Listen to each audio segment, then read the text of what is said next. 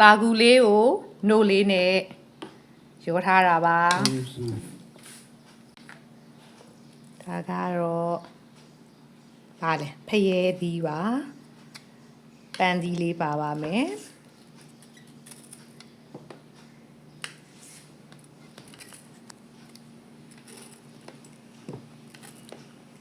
ပြီးရင်ဒါနနတ်သီးပါနနတ်သီးရယ်ကဲစိမ့်တလုံးတရက်သီးလေးရယ်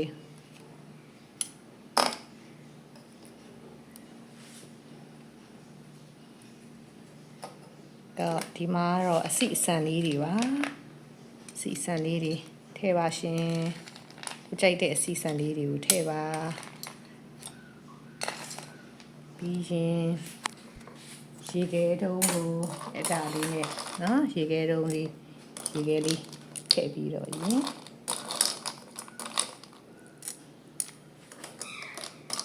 စားပါရှင်